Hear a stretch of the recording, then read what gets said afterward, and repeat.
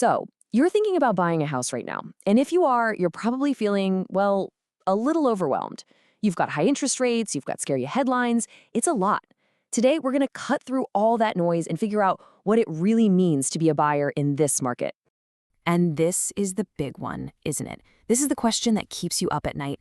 You see what's going on out there, and you just can't help but wonder, am I about to make a massive financial mistake? That's exactly what we're going to tackle head-on in this explainer.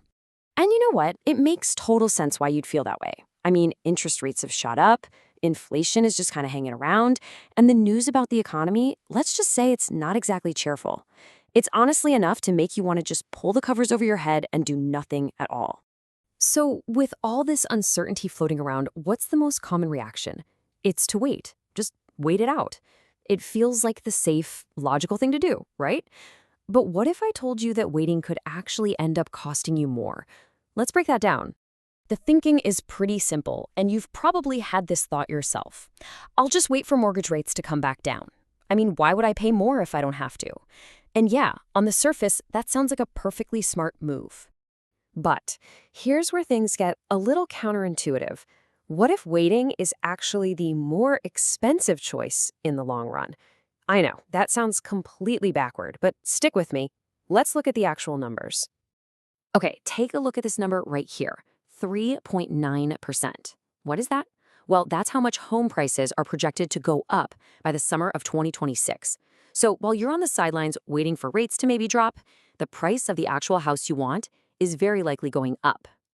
So here's the real bet you're making when you decide to wait. You're gambling that the money you'll save from a lower interest rate down the road is going to be more than the extra money you'll have to pay for the house itself. It's a heck of a gamble. And this table right here shows you exactly how that gamble can play out. Let's just say you buy a $400,000 house today at a 7% interest rate. Okay, your monthly payment is about $2,600. Now, let's say you wait, and great news, rates drop to 6.5%. Awesome, right? But wait, that same house now costs $420,000, and your new monthly payment, it's almost exactly the same. All that waiting, all that stress, for pretty much nothing. Okay, so maybe waiting for rates to drop is a bit of a risky move, but what about the other waiting game? You know, the one where you're secretly hoping for a full-on 2008-style market crash.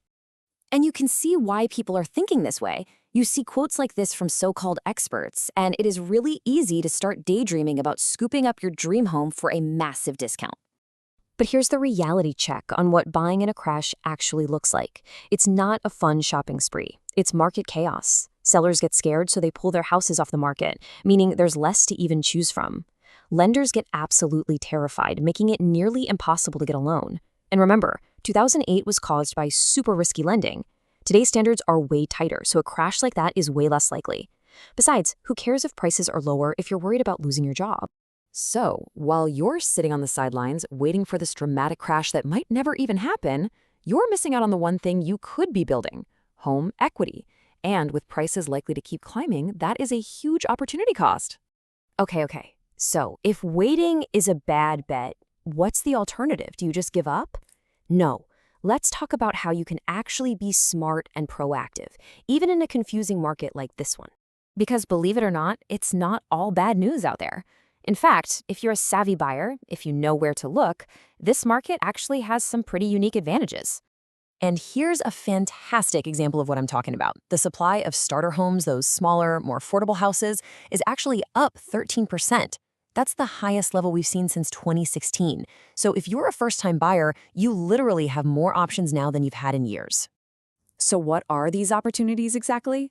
Well, for one, more starter homes on the market means less of that crazy, over-the-top bidding war frenzy. You've also got builders who are really motivated to make a deal. Maybe they'll offer to buy down your interest rate or help with closing costs. And with fewer buyers out there competing, you actually have more power at the negotiating table. Let me be clear, this is not the market of 2 years ago. And listen, you are not just stuck with these high interest rates. Here's what you can do about it, like right now. First, shop around. Seriously, get quotes from at least 3 different lenders. Make them compete for your business. Second, ask about something called a rate float down. That's an option where if rates drop before you close, you get that lower rate automatically. And most important of all, you can always refinance later. As the saying goes, you marry the house, but you only date the rate. This all really boils down to a core principle of real estate. Trying to perfectly time the market in the short term, it's a losing game. It's stressful and it almost never works. But if you zoom out and look at the long haul, the trend is crystal clear. Home values go up.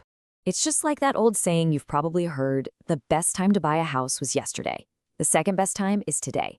If you're so focused on what might happen in the next 6 months, you could easily miss out on the incredible long-term rewards of just getting in the game. So we'll leave you with this final thought. Instead of trying to time the market, which is basically impossible, maybe the better question to ask yourself is this. Are you ready to spend time in the market? Because if the answer is yes, it just might be a much better time to buy than you think. Thanks for tuning in.